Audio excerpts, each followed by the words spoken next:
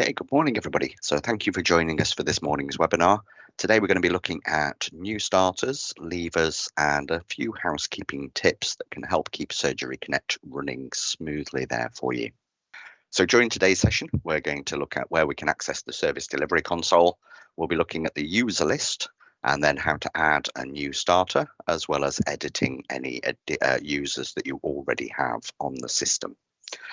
We'll look at how to access the groups and then how to edit those groups to put in any new starters into new groups that you need, as well as how you can add a new group there. We'll look at customizing the users and groups in the configuration console in case you need to make any changes to the default settings. And then finally, we'll have some housekeeping tips there. So first of all, we're going to look at how to add a new starter onto the system. Rather than going through the presentation and show you lots of screenshots, I'm actually going to do this live on our training database. And this is obviously my desktop. I'm going to open up a new Google search page, which is what I do each morning to log in. Obviously, if you're logging in with the integration, you'll also have shortcuts down in the bottom right-hand corner of your screen near the clock. And if you click on the little icon that says Show Hidden Icons, you'll have a Surgery Connect logo in the hidden icon tray down at the bottom right-hand corner of your main screen. If you right-click on that icon, it will actually give you the options to launch consoles directly from here, and you can launch your user console directly through those shortcuts from the screen here.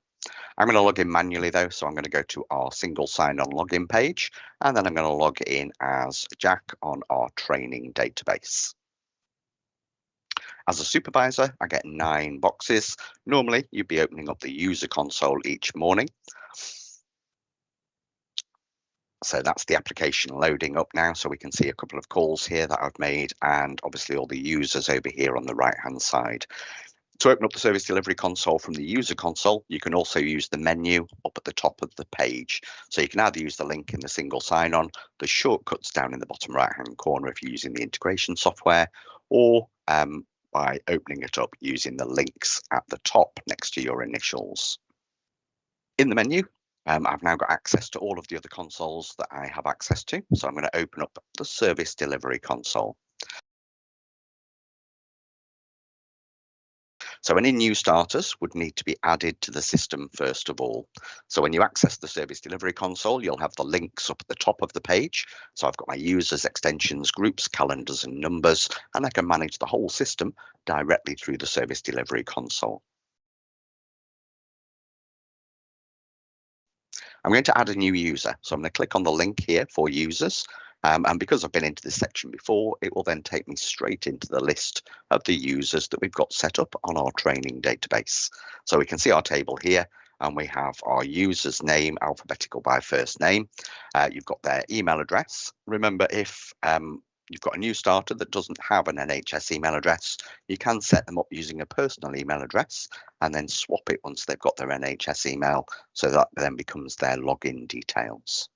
We've also got the short dial here for the users and their permission level. Anybody with a tick in the logged in column just means that they've set a password so they can log in via the single sign-on website anywhere where they can access the internet.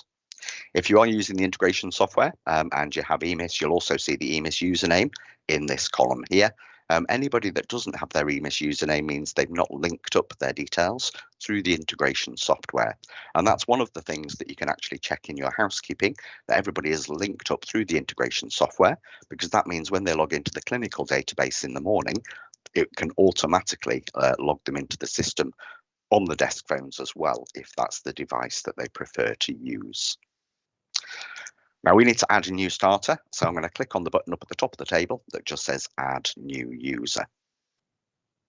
That will then give me a blank pop-up box so I can fill in the details for our new starter here. As soon as they're added to the system, they will be able to access it. So if you want to leave this until they start, that's fine. But obviously you can get this set up before the new starter starts in the practice, and then it's all ready and waiting for the day that they join. So I've got my user's name here. I'm going to set up their email address. And for our training database, that will be at royalhopemedicalcentre.com. Not sure what number I'm going to use, so I'm going to leave that blank to begin with, but I can now select the role, so the permission level for Perry here, and I'm going to set her as a standard user with group management. Also get the option to select for voicemail here. If you select yes for voicemail, if you set up a direct dial number for this particular user, it will automatically add the voicemail box on there for you as well. However, you can say no to any new starters, and then if you need voicemail for that user, you can always set that up separately within Xflow whenever you need to set up the voicemail there. Once I've got the details in here, everything except the short dial, I can now save that user, and that will be Perry saved onto the system for us.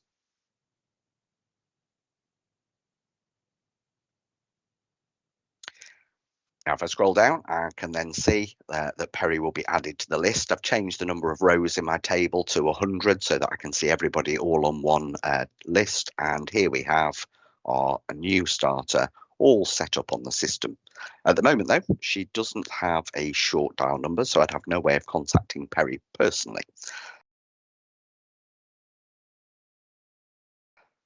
If you're not sure how far you've gone up in your numbering range, if you click on the short dial column header in this table, it will actually sort it by reverse numerical order, and then you can see any users that don't currently have a short dial number. So with Perry here, I can now see that our next number is going to be 989. So I'm going to edit Perry's details using the blue pen and then pop in her short dial number.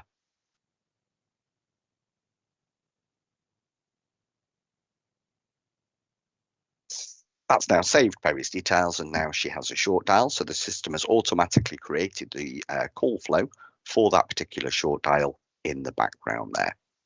We can see here that we've got some other users that don't have short dials. So if we needed to contact these users, if they were for anything other than receiving voicemail, I'd need to make sure there was a short dial allocated to those users as well.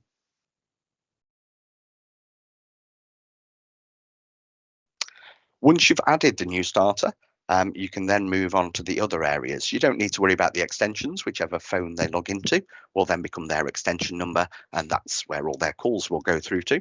But if we move on to the group section next, we can then allocate Perry to any groups that we need for her to answer any inbound calls from patients or internal groups within the practice.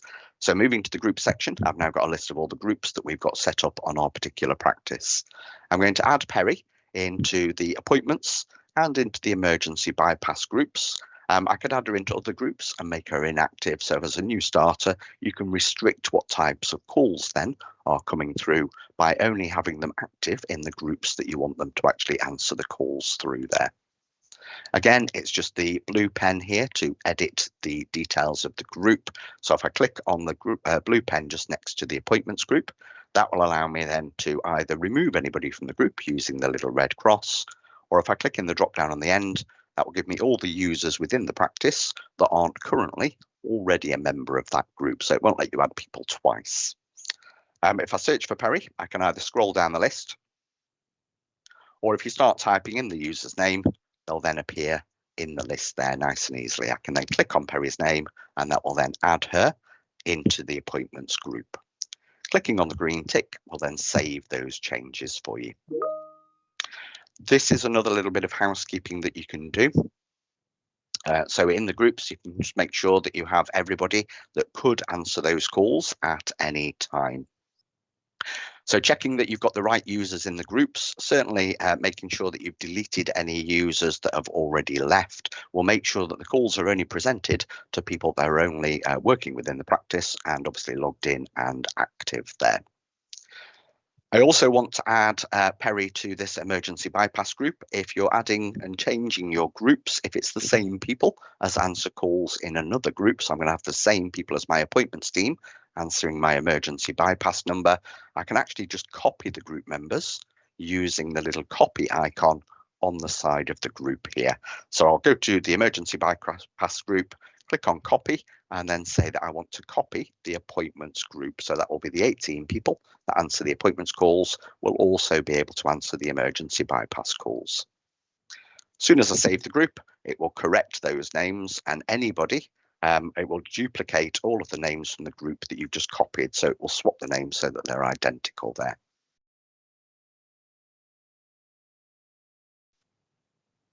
You can also add new groups just by clicking on add new group at the top. When you're doing that, you don't need to add a short dial or select any members initially. You can just give the group a name. Once it's in the table, it will appear as an empty group here, like our emergency bypass 2. You can then use the blue pen to allocate a short dial number for the group, and the group short dial will go through to the next available user if used within the practice there. You can also then allocate the members or copy the group members if it's the same people as in a different team.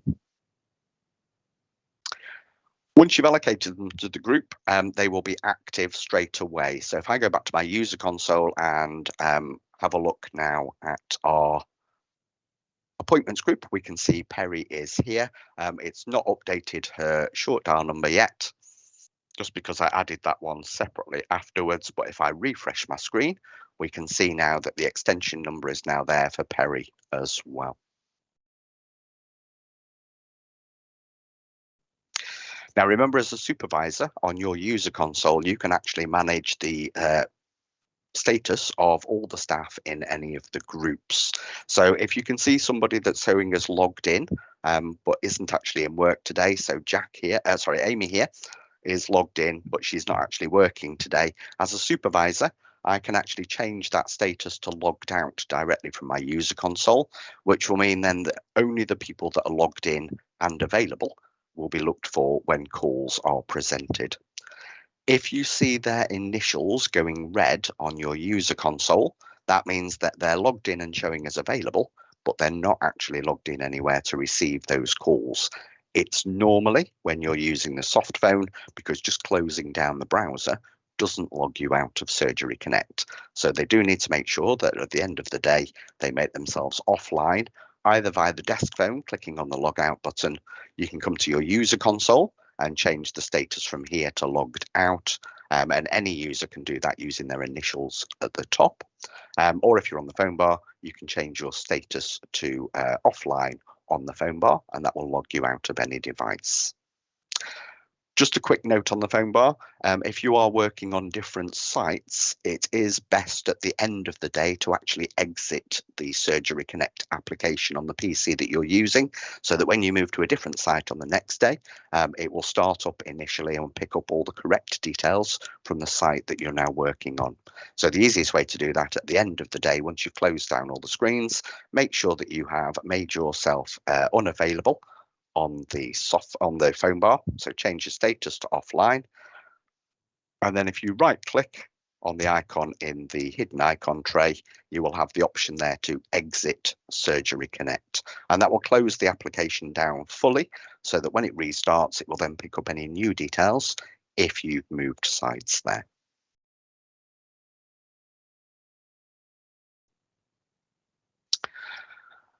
Accessing the configuration console would be enable you then to change any of the default settings on Surgery Connect. So I'm back in my user console here. I'm going to go now and have a look at the groups and just make sure that all the settings there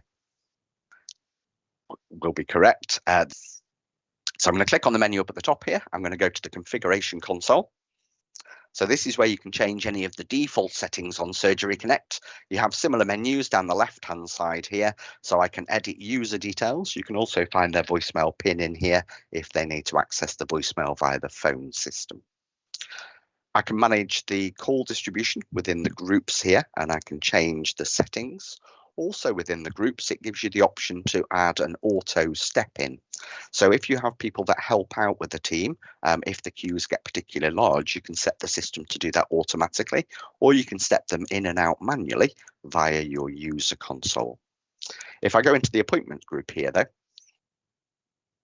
and click on the members tab, you also get the auto step in option here. So I can see that I've got Ben and Clara who can help out in reception, and we've set some parameters. So Ben will jump in when the queue length reaches 5 people within the appointments queue, and Clara will be stepped in if there's 10 people in the queue.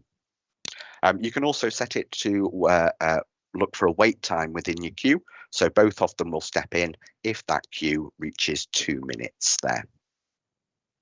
You can change the auto step in here, so you can change anything on the screen, or you can take them out of the auto step in and just step them in and out manually on your user console whenever you need to.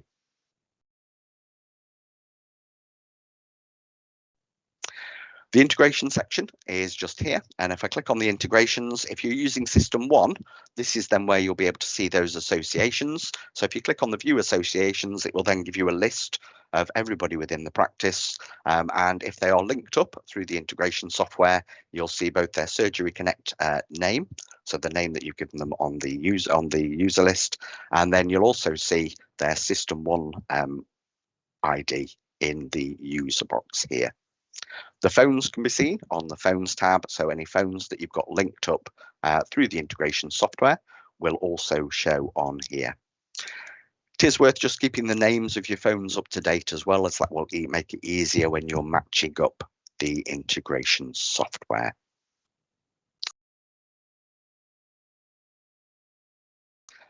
The final bit of housekeeping that you can do will be to check your call flows. So again, I'm going to use the menu up at the top here, and your call flows are all controlled through Xflow. So I can go directly to the call flows from here,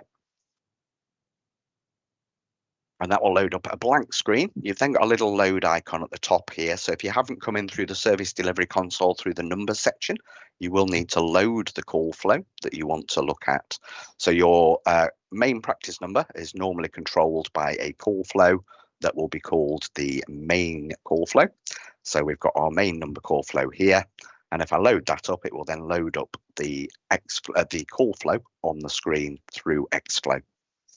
Up at the top here, we can see the name of the call flow that I'm viewing. If you misspelt it or you want to change the name, you can just click on it once you've got the call flow open to edit the name there. You can also see the function keys at the top here. Auto arrange being particularly useful if you're changing your call flow, as it will spread it out on the screen so that you can see it more easily. Down the left-hand side, you've got your icons here that you can drag and drop onto the workspace to create a new block. And then each of the blocks are customizable so that you can change the messages that go out to the patients. Remember, with the change of the GP contracts at the beginning of April, patients shouldn't be told now to call back another day. So if you are using our no appointments message, it's worth checking the prompt for that particular option, just to make sure that you've removed in the audio any text that says, please call back tomorrow. We've changed it in most any upcoming practices, so it will now tell them that we'll still put them through to the reception team to see when they can book an appointment. But this will be a great place to mention things like e-consult or patient access or your website, so that the patient can actually book their appointment in the future another way, rather than having to wait and speak to somebody on the phone. You can change the text in the prompts just by retyping what you want to say.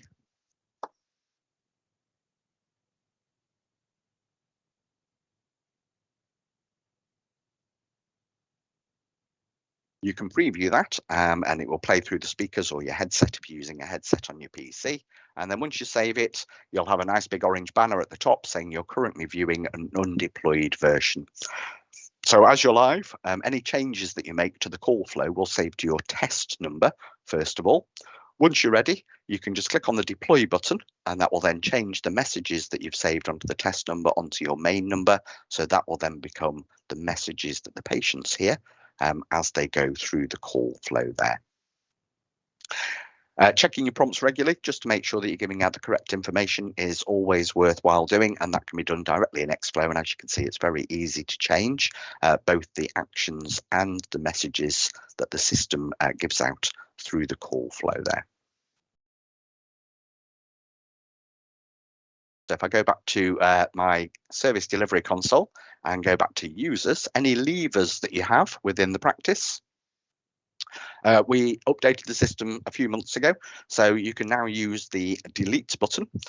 Previously, I don't know if you noticed when I put it in reverse numerical order, we had Craig here who'd actually left the practice, and we had archived him. So we'd put a couple of Z's in front of his name and removed the short dial and changed his email address so he couldn't then log in. That was so that we could still search under Craig's name in the user console for his historic call recordings. However, now there's no need for that. You can just click on the delete button on the right hand side. That will then remove that user from the system, and it removes their email address and makes the short dial number available again. There is a little warning that says if you do delete them, then you can't undo it. Basically, that just means that if you had deleted the wrong user by accident, you'd need to set them up as a new user with the same details, and then they'd be able to access the system again. So now when you delete the user, the call recordings will still have that user's name on there, so that you can then search for the user's call recordings directly through your user console, and it will still show up via the user's name there as well. Okay, so I'm going to go back to the housekeeping tips here. So making sure your user list is up to date, make sure that you delete any users that have left from the system, particularly if they've been left as available. That can slow down your call distribution because the system's looking for users that aren't actually there. The call recordings are saved for 3 years, so it will be the same 3-year period. So after 3 years, obviously you won't find those call recordings any longer for any users that have left there. Make sure you've got the right people in your groups, so that it's not looking for people that aren't actually there. That will help when you delete, because it will also remove them from any groups that they're a member of straight away for you. Try and make sure that your users log in and out each day. If you're using desk phones, there is a user for outbound calls, which will capture the call recording for anybody that uses a desk phone without logging in. But certainly through the integration software, and definitely through the phone bar, it's very simple to automate that login process. And that will then mean that you'll have fewer call recordings under the outbound call user. So worth making sure that everybody has set up their integration, and you can check that quickly and easily through the configuration console for both EMIS and System 1 users. Make sure your desk phones are named correctly. That will make it easier. Make sure your prompts are correct in the call flow, and that will then make sure that the patients are being given the correct information and the latest information there as well. If you are moving sites with the phone bar, please exit Surgery Connect using the icon in the hidden icon tray. You can actually drag that icon down into your taskbar as well, so it's always on the screen, and then at the end of the day, just exit to make sure that you're logged out of the phone bar properly. We've also got the banner at the top of the user console. We do put information on there. It's currently advertising our Facebook group. So we do have a Facebook group that you can join and suggest ideas, and there's updates through the Facebook group as well. Okay, so during the session, we've covered accessing the service delivery console, the user list, adding users, editing users. Okay, we've also looked at accessing the groups list, editing the groups, adding new groups, and customizing those users and groups in the configuration console, and a few housekeeping tips for you just to keep Surgery Connect working as well as it possibly can.